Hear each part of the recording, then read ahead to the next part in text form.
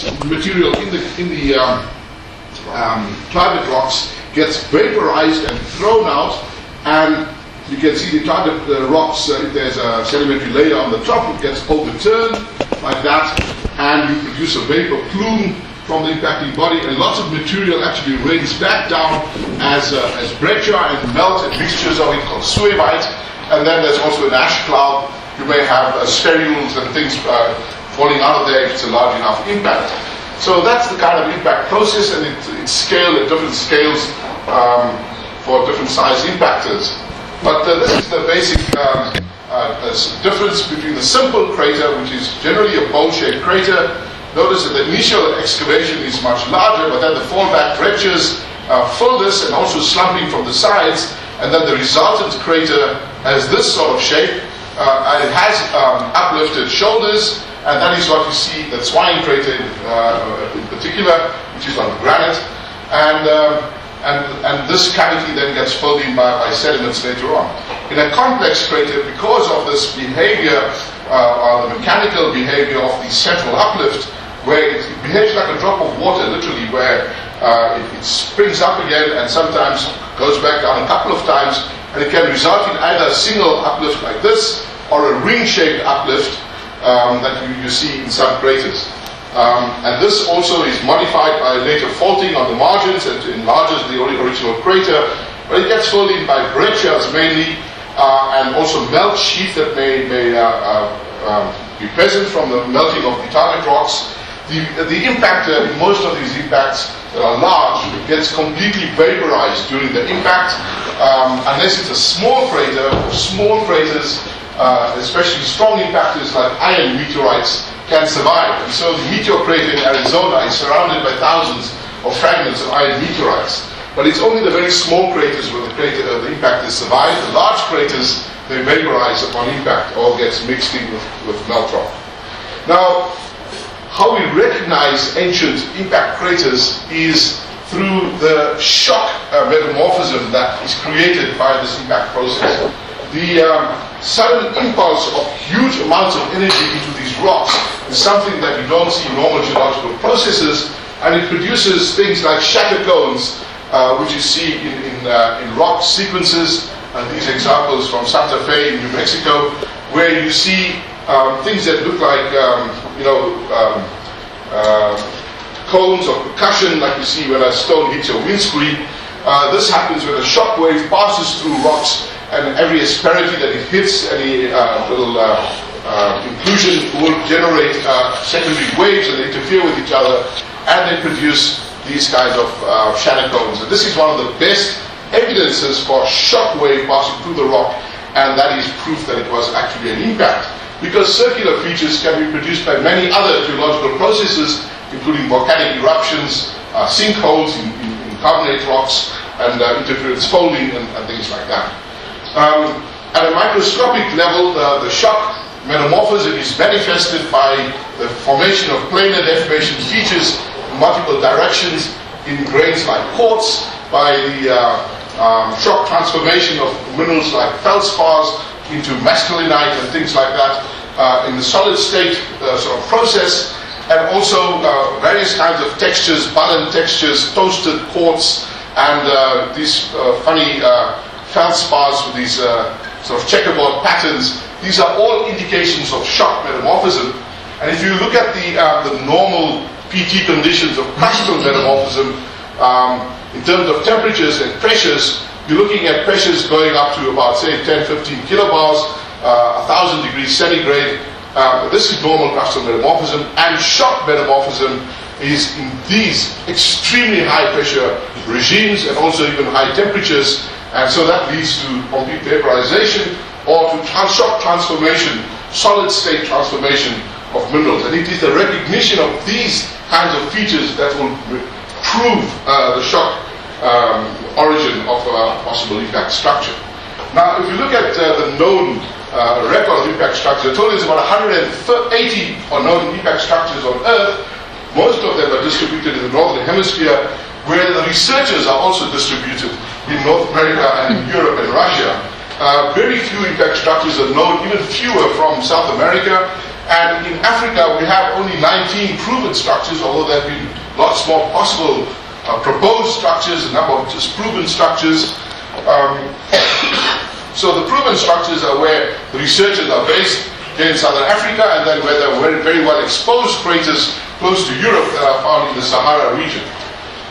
Now I'm going to concentrate on Gabon, and you see here that in this region of West Central Africa, there are a number of possible impact structures that have not yet been proven. They are proposed structures, and I'm partly responsible for proposing most of those possible impact structures.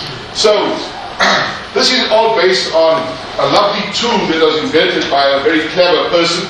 It's called the Internet, and the tool itself is called Google Earth. Thank you whoever invented it, because it is one of the most wonderful things for any armchair geologist to have. So you can do this in your office, at home, in your spare time, waiting for a bus, plane, whatever. And of course you can get out to things like Equatorial Africa, which is generally rather inaccessible because it's tropical rainforest region, and usually also cloud covered, so it's very difficult to get cloud-free satellite imagery in this area. Now about 15 years ago, Luc Antoine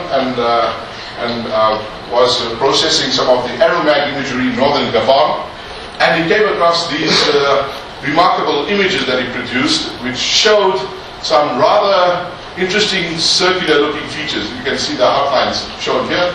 It's this one and that one. They're basically high amplitude anomalies, mag anomalies, but they're kind of damped and smoothed in the circular fashion. And there's another one here. So this pattern looks very different from the rest of the basement rocks in Gabon. And we proposed that perhaps these would have been possible impact structures, perhaps even a double impact.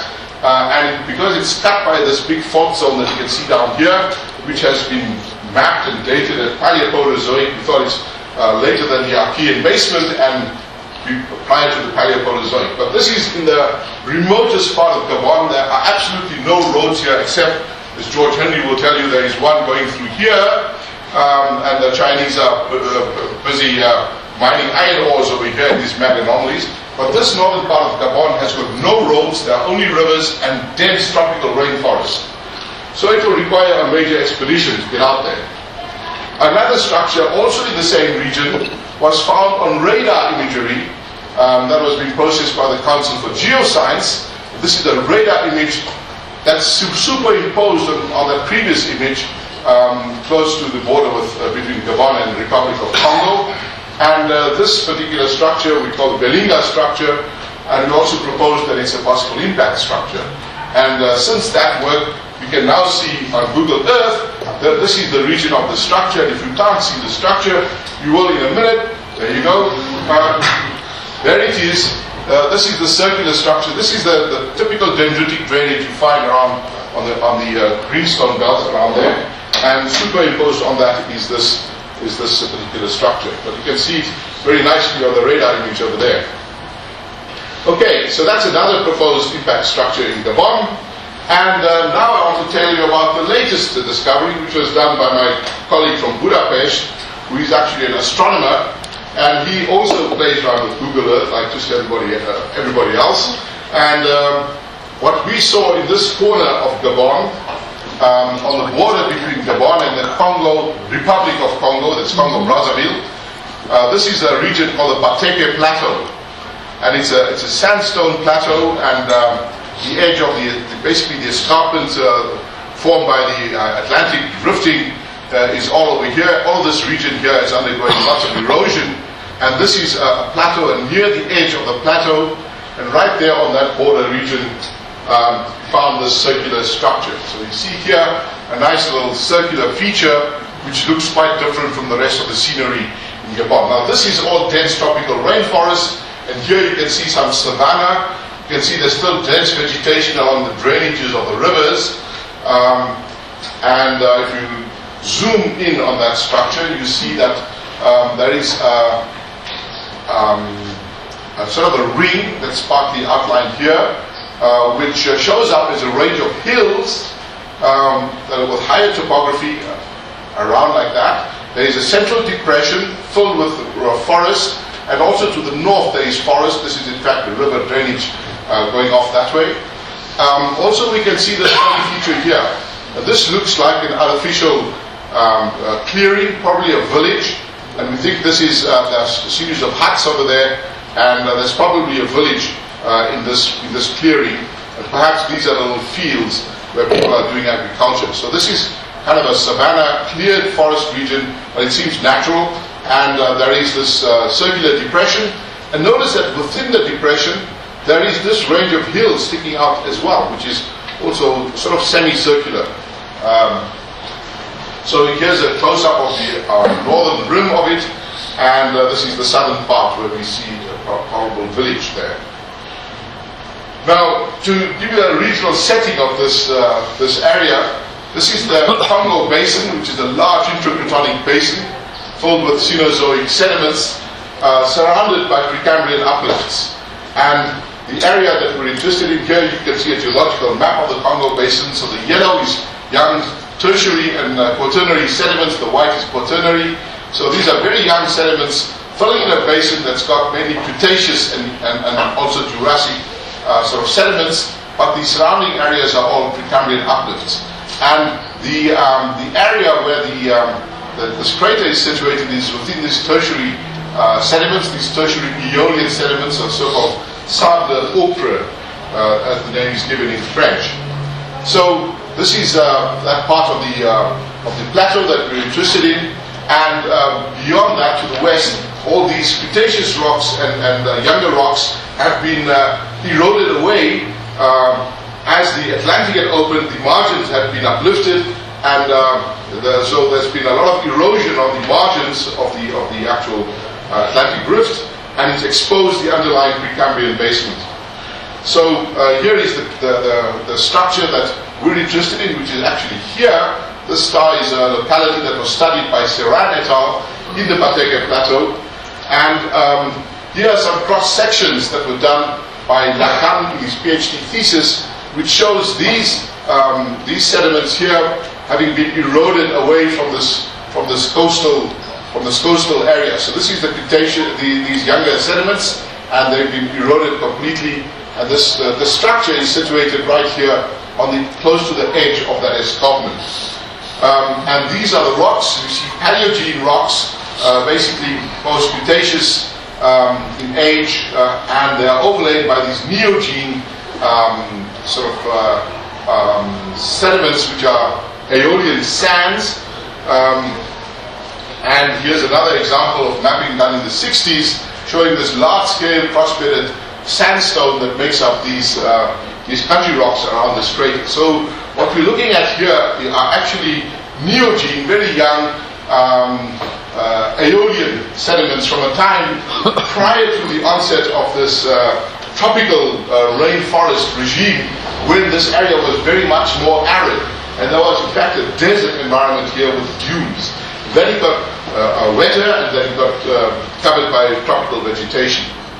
So in fact, if there is an impact structure here, we expect that in the center here we should find bits of the underlying rocks that are underlying those Aeolian sandstones. Now, to come to the magical part of this talk, which is the processing that is done. So here is a simple elevation model that is produced from the Shuttle Radar Topographic Mission radar data that is freely downloadable from the internet. And from that data you can then, Gordon Cooper produced this digital elevation model, which shows the ring nature of this structure, and that there's a double ring, the internal central uplift and the outer ring with a moat-shaped depression in the middle and some drainage coming off. In fact, this structure is very close to the border between the two countries, Gabon and Republic of Congo, and that boundary is actually the watershed between the Congo Basin and the Ubangi Basin on this side. The rivers on the Congolese side on this side. So this is in fact a continental watershed over there. And here's another perspective view of the structure again showing you that circular feature in the middle. And here we can compare the digital elevation model with the Landsat images. So it is this structure here in the middle which defines that ring that you see in the middle there. Now, we did further processing using an algorithm that was developed by Gordon Cooper, which is a radial processing algorithm, which takes a whole series of profiles at 1 degree intervals across the entire structure and then sums them up and finds the average. So this is a kind of a processing that was done, and that shows you that there are actually 2 rings with these diameters, and then and that's the rest of the country rock around it. So this is actually what the data really shows. There are 2 rings in this structure. And there is an outer toroid that has a peak-to-peak diameter of about 5.8 kilometers, a thickness of 1.3, and so it yields a maximum diameter of this crater if you go from the edge of one ring to the edge of the other ring of about 7 kilometers in diameter. And there is a deep moat that separates the inner ring from the outer one, and that's about 1.4 kilometers wide and depth of about 700 meters. So here's another way of showing this radial processing, that shows up the 2 strongest rings in the brightest colors are these 2 internal rings over here. So this kind of processing can show up if there's any further rings, and we don't seem to find any further ones.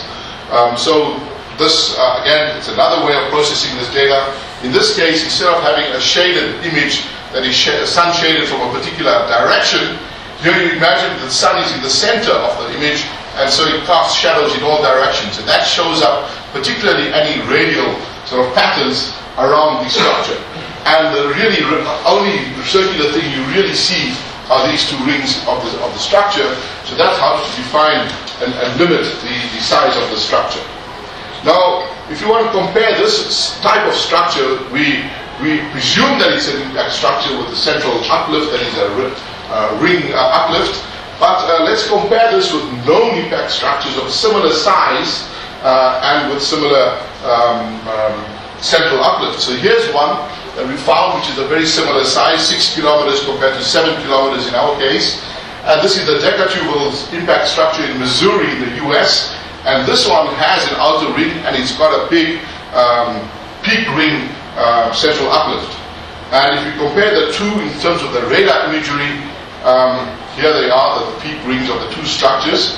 But if you do more processing and you look at the actual the elevations across both structures, here we can compare them, the Decatubal in 2 different profiles and the Pateke structure, and you can see that there's a very strong similarity in the topographic profile as you go across these 2 structures with these peak rings.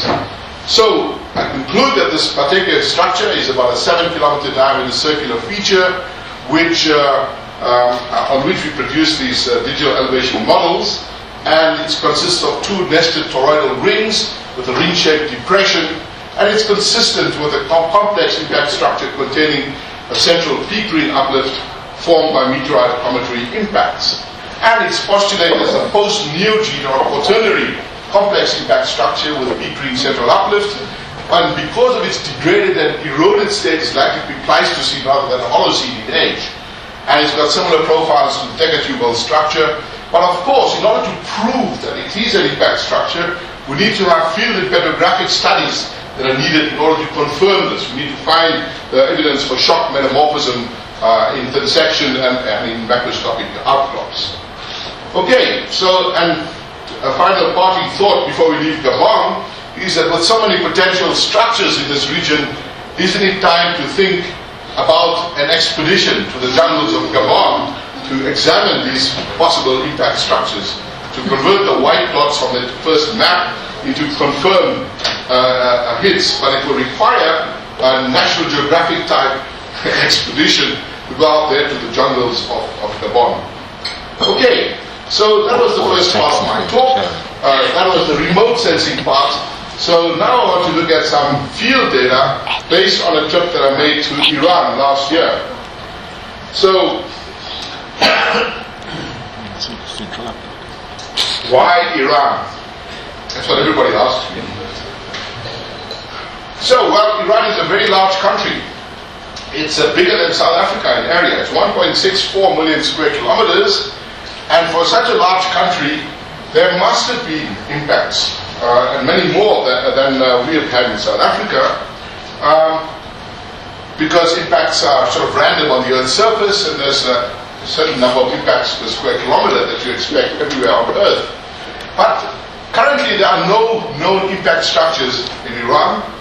But then the explanation is that this has got very young geology. Unlike South Africa, which has very old cratons, in Iran the geology is dominated by Cenozoic orogenic belts of the Alpine Himalayan system associated with the closure of the Tethys, Paleo-Tethys, and the Sistar oceans. So this is a region that is really got really active tectonics. You can't get a country that is comparable in size to South Africa and yet so completely different in its geology. So here's a physiographic map of Iran, which shows that it's got lots of mountain belts. There's Elburz Mountains in the north, and the mountain belt in the south, the Zagros Mountains, and you've got two big deserts. You've got the Kavir Desert here and the Dasht el-Lut Desert in the southeast. We'll have noted in the news last week that during this heat wave that the Middle East has been experiencing, one of the Iranian cities on the Gulf had temperatures somewhere in the 60s. Iran has the world record highest temperatures on Earth. That was in the southern part of the Lut Desert. It was an American satellite that produced this data, and there were surface temperatures of more than 74 degrees on surface. It was in a black basaltic area in the southern Dasht el-Lut Desert. So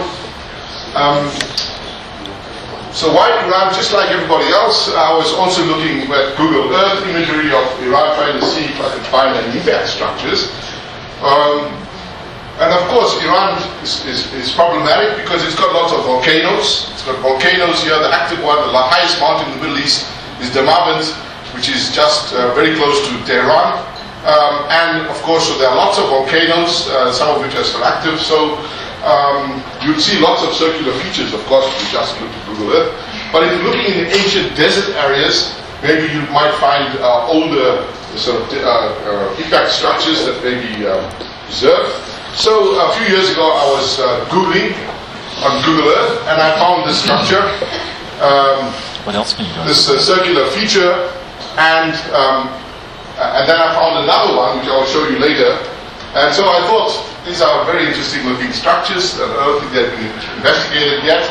And so I met an Iranian geologist about 3 years ago in Australia, and I arranged to try and come out to Iran. But it took a long time. 2 years ago they were having elections and they cancelled the visas at the last minute for all foreigners because we are all regarded as agitators who would foment lots of trouble in Iran. So I had to wait for yet another year, and in the meantime, while I was waiting for my visa to come back last year, a group from Tehran found on somewhere on the internet, somebody, an engineer, had already also Googled the same structure, posted it on a website, and a group from the University of Tehran actually investigated this structure. So I was pipped to the post, and Purfon Sandi et al. In 2013 published an abstract saying there was no evidence for an impact structure. This seemed to be possibly related to a diaper of salt in carbonate rocks, and so anyway, that was a rather difficult place to get to as well. So it doesn't matter.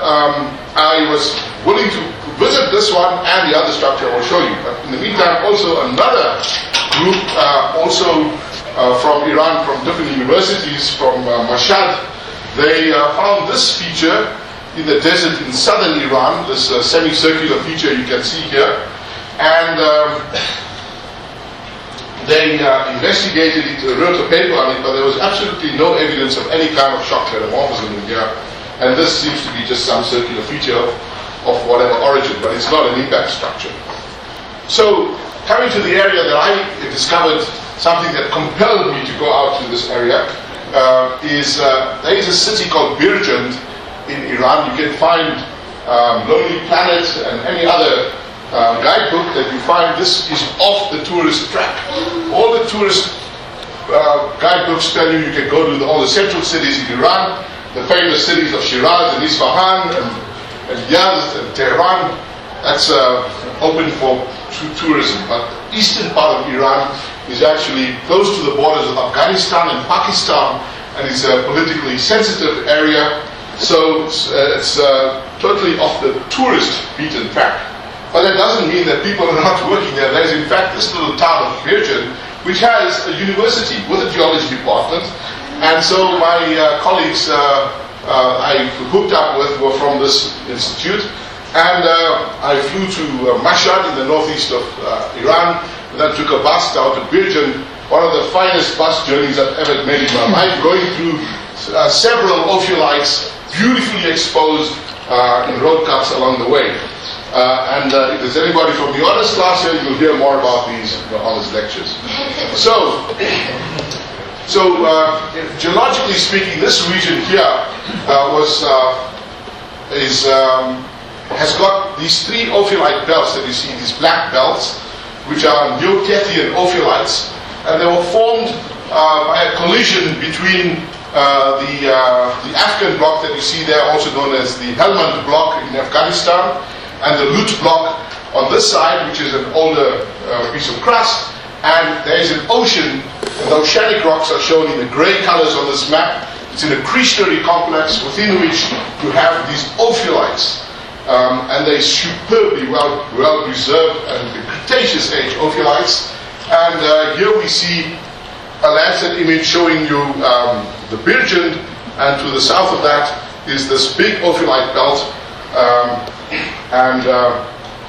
So this is a very well preserved ophiolite, and we visited exposures here and down near Mood, and they're very well exposed. But notice on this map, maybe you have already seen it, there's a nice little circular feature down here. So that's the one that I noticed when I was playing around on Google Earth, and I thought that looks rather interesting, considering that these are all highly folded and deformed ophiolitic rocks. And here you see a nice circular feature.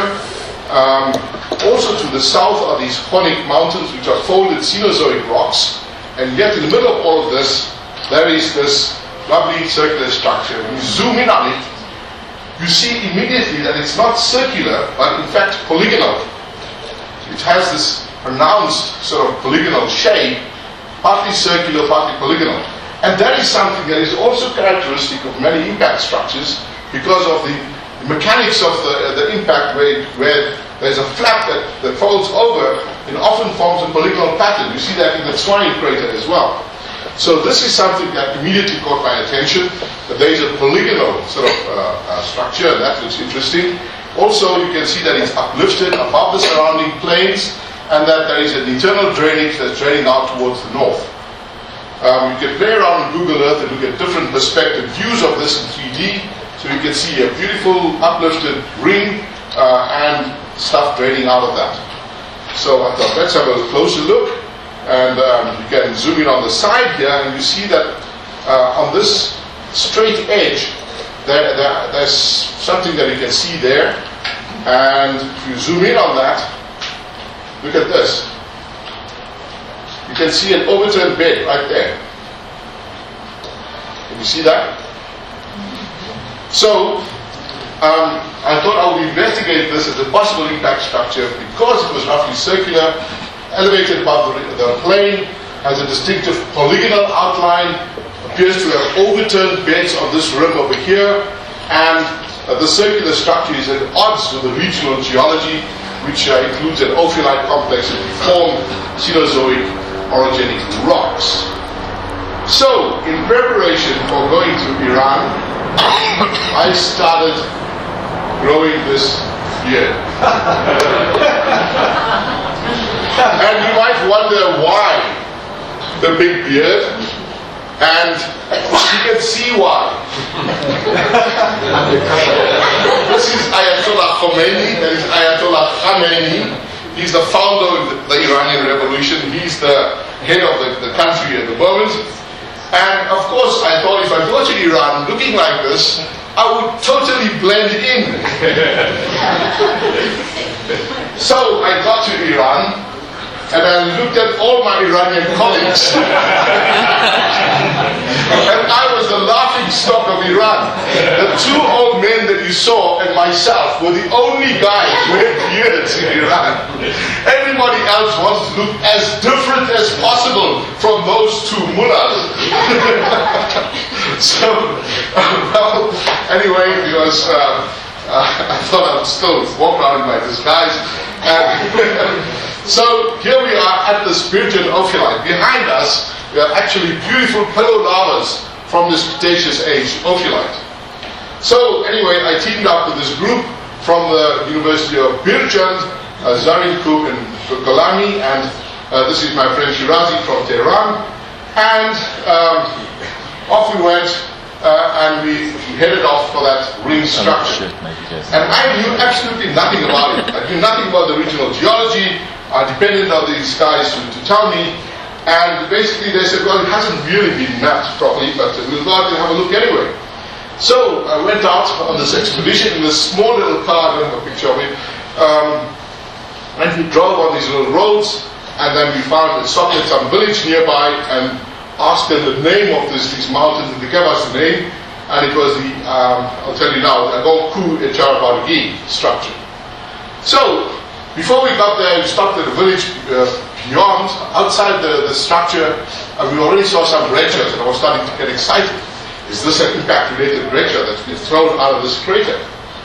Well, no, it's just a conglomerate of the country rocks outside of the structure.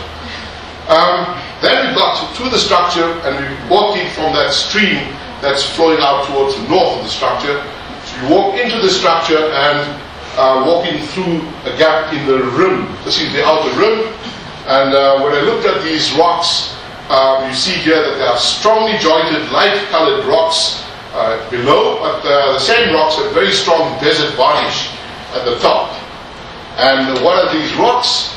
They are strongly jointed diorite, which is, of course, fresh igneous rock.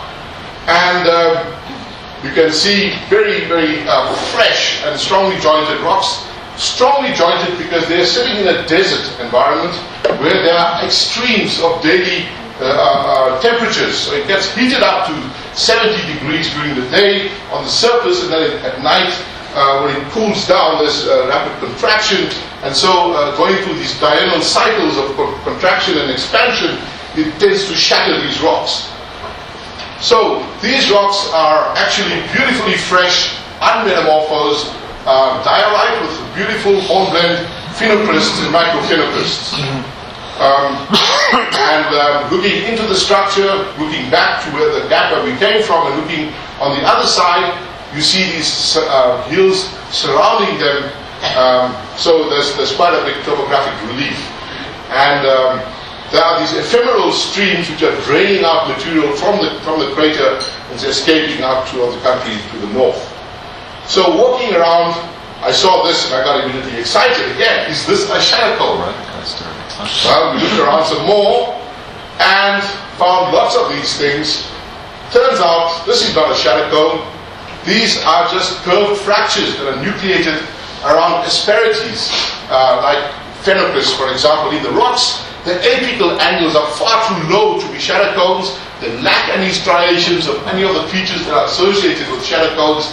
There is no other deformation features in these rocks, no joints, and so they are massive and otherwise undeformed rocks. So these are not shadow cones. Disappointment, number 2.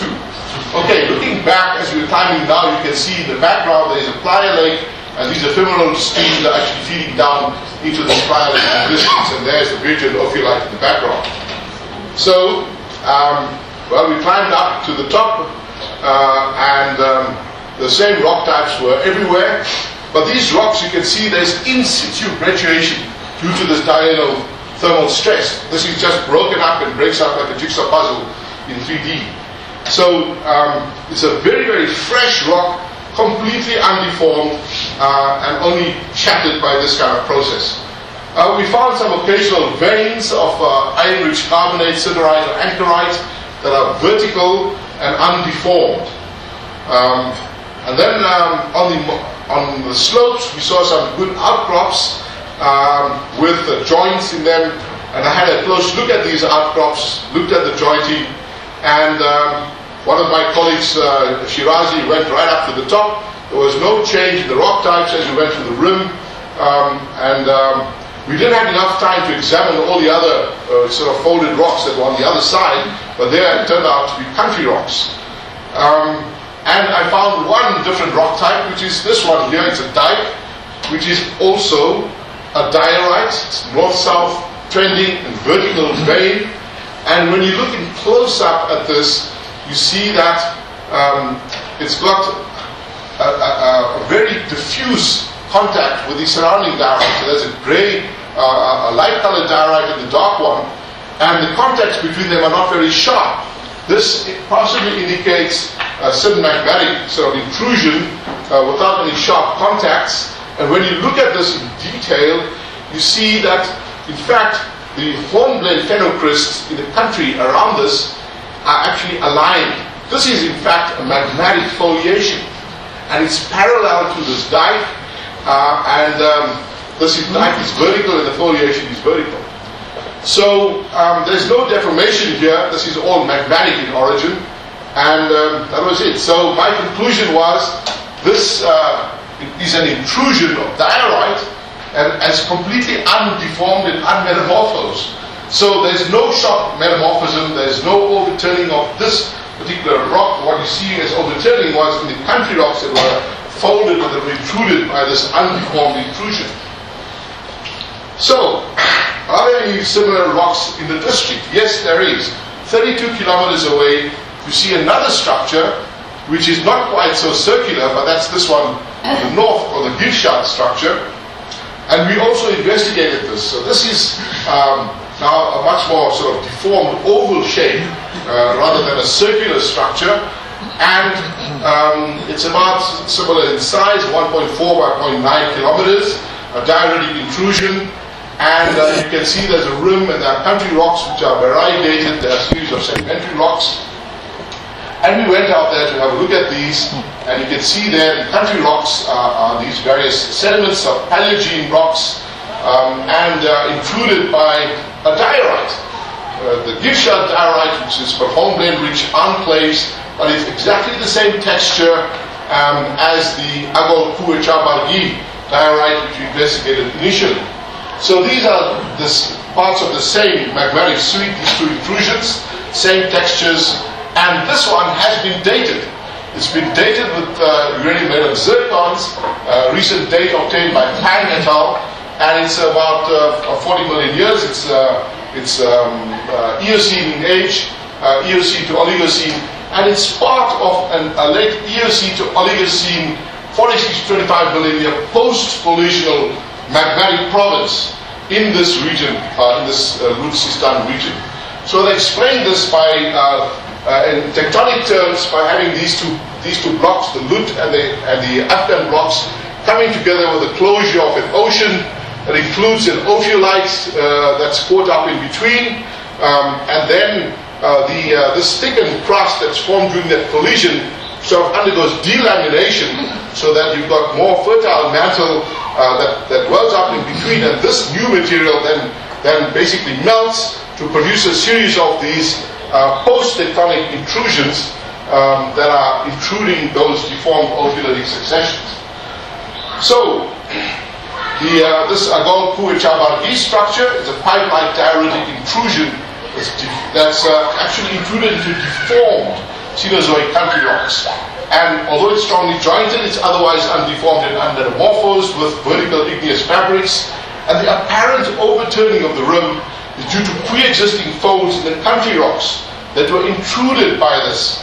It's petrologically identical to the 40 million year Geotalk intrusion, and it's part of this post-collisional magmatic suite in Iran.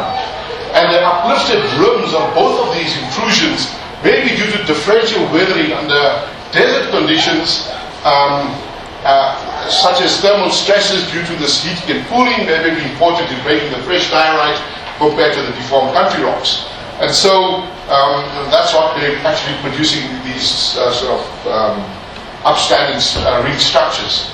There are still no proven impact structures in Iran. Their chances of survival in such a tectonically active region are very small.